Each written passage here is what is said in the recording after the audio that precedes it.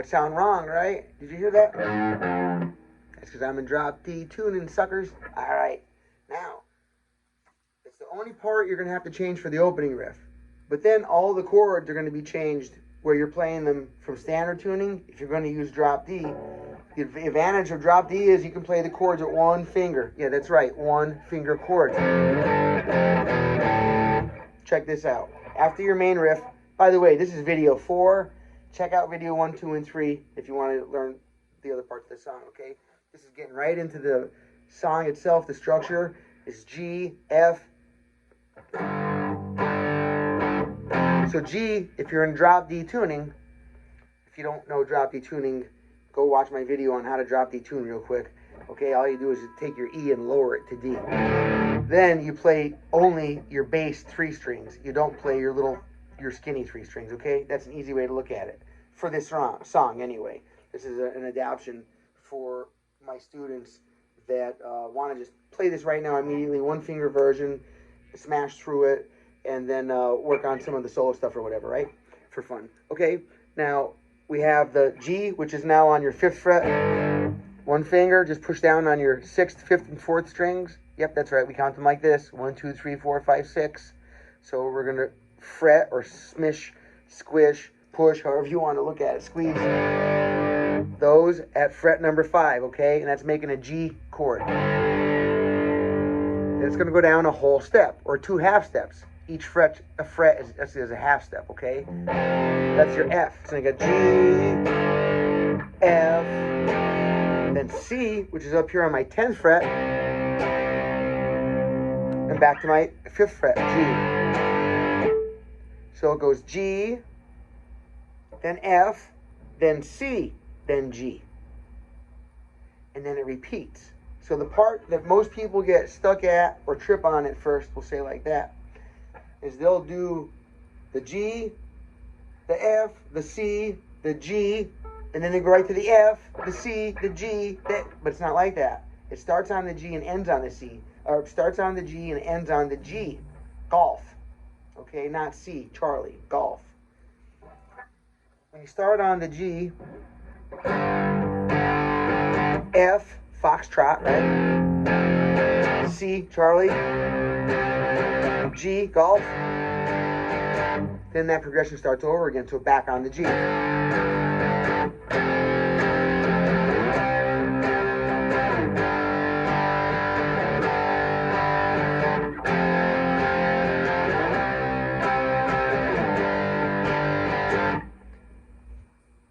Next part of the song, the chorus, starts on the 5, then you can do a low D or a high D, which is either open 0, and then your C 10th, back to G, 5, then 0, 10, 5, or the way I like as well is that using the high D, which is up here on my 12th fret. That's the high D instead of the low D. Watch, low D. Try to not hit any more than just those low 3 strings. If you notice, I just hit the G string by accident. Sounds like crap. Oh man, that's ugly. All right, you want to not hit those. Matter of fact, when I'm strumming usually in this tuning and I'm using the bass 3 strings for most of my chords, I'll keep my fingers planted down here. I'll just keep like one of my fingers literally just in between those 2 strings, and then as I'm strumming, if I accidentally hit these little strings, you know, you're not going to hear anything because my finger's sitting on it. Yeah, easy, right? And then the chorus comes in G 12 10 G 12 10 G 5 G 12 D delta Charlie C.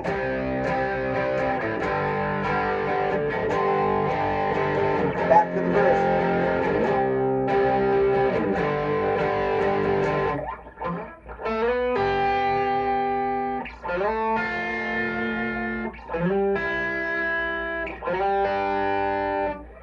Now, if you're in drop D tuning, when you go to do this riff,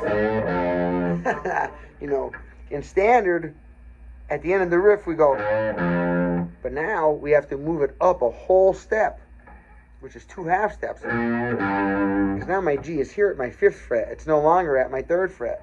So I'm going to have to go, at the end of that riff, let's see.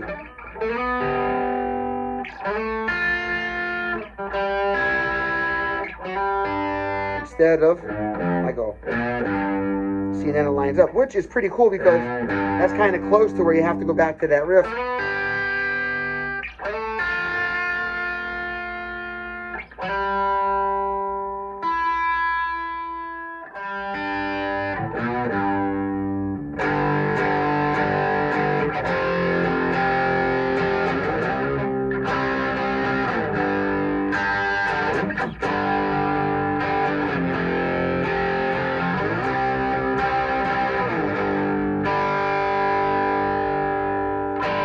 Drop D tuning.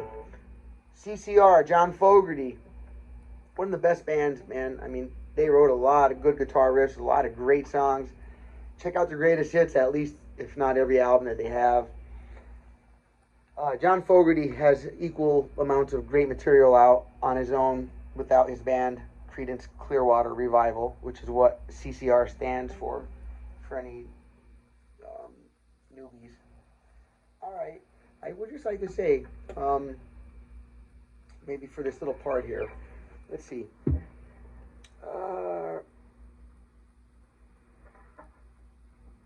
When you go through this,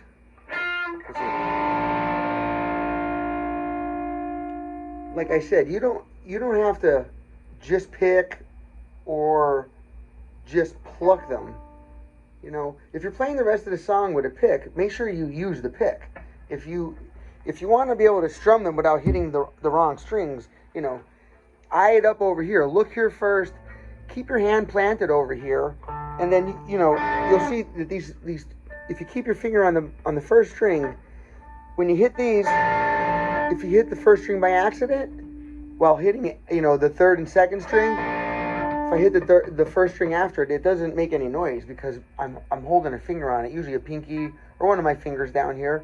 Or all 3 of them. I mean, that's standard issue for the way I play. Strings I'm not playing, I'm muting them out with my right hand very often. If not with my fingers right here, then I'm doing it with this part of my hand over here all the time. I'm playing down here, I'm using over here to mute these out.